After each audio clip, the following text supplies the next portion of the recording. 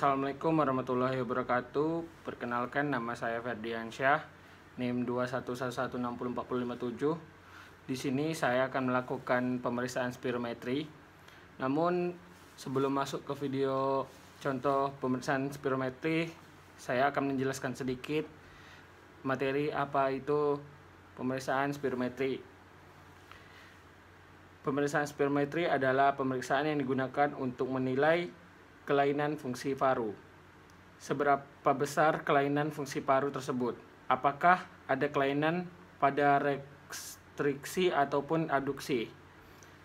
Adapun hal-hal yang perlu diperhatikan pada pemeriksaan ini ada 3, yaitu 1, alat ini apakah sudah dikalibrasi. Lalu yang kedua ada teknisi.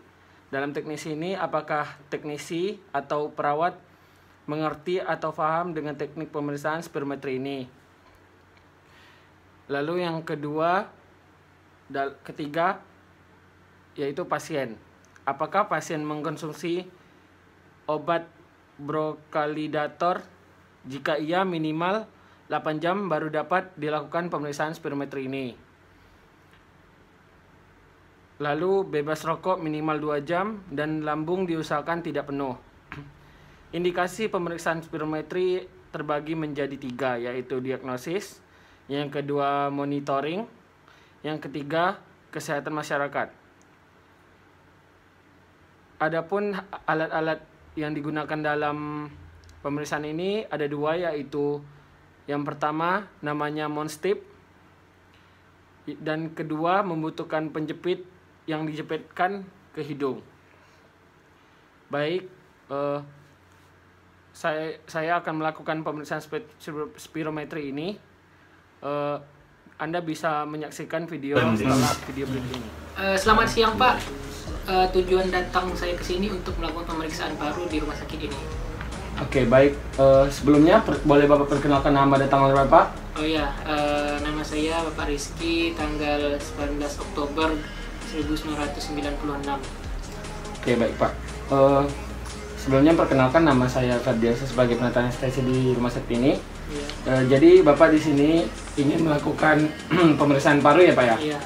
Dalam pemeriksaan paru ini, dalam bahasa medis dinamakan pemeriksaan spirometri. Baik Pak, dalam pemeriksaan ini membutuhkan waktu sekitar 10-15 menit. Apakah Bapak bersedia? Oke, baik Pak. Sebelum melakukan pemeriksaan ini, lebih baik kita berdoa dulu. Pak, bisa kita mulai. Baik Pak, dalam pemeriksaan ini kita membutuhkan 2 alat, yaitu yang pertama Monstip, yang kedua penjepit. Lalu dalam pemeriksaan ini terdapat 2 metode. Yang pertama yaitu dengan Monstip dimasukkan ke mulut Bapak dan Bapak bernapas 4 kali. Lalu yang ketiga Bapak bernapas normal. Lalu yang keempat Bapak bernapas maksimal. Lalu metode yang kedua menggunakan ini juga Monstip. Lalu yang kedua menggunakan penjepit juga. Caranya sama. Bapak bernapas diafragma. Lalu yang 3 napas. Yang keempat Bapak bernapas maksimal. Baik Pak, kita masuk ke metode yang pertama ya Pak ya. Bapak bisa memakai ini. Oke, baik.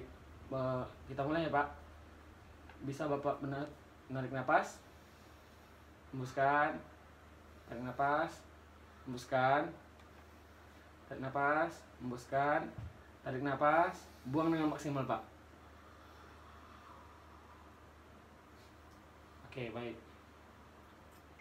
Bisa dilepas sebentar Pak.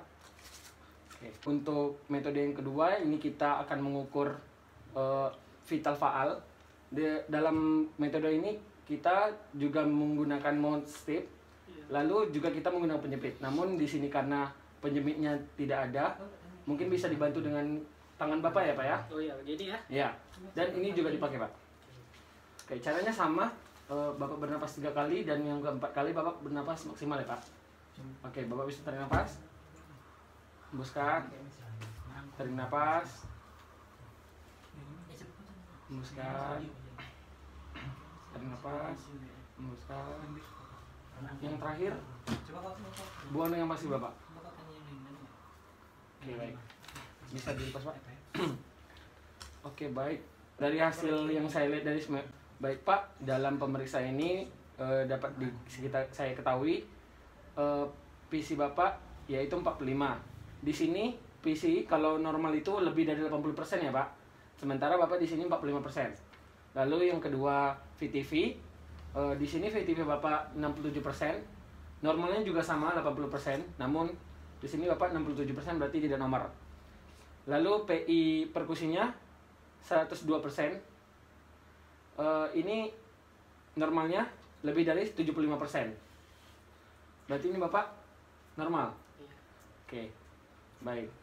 Mungkin sudah selesai pemeriksaannya. Mungkin di sini apakah Bapak ada pertanyaan? Tidak, saya sudah cukup puas Oke. dengan hasilnya. Oke, baik.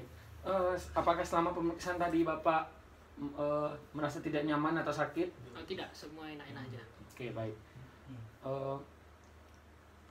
Baik Pak, mungkin terima kasih ya Pak atas kerjasamanya. Ya, oke Pak, mungkin cukup sekian pemeriksaan dari saya. Apabila Bapak mengalami kendala lagi, Bapak bisa datang ke rumah sakit lagi. Oke Pak, mungkin saya pamit undur diri. Assalamualaikum warahmatullahi wabarakatuh. Waalaikumsalam.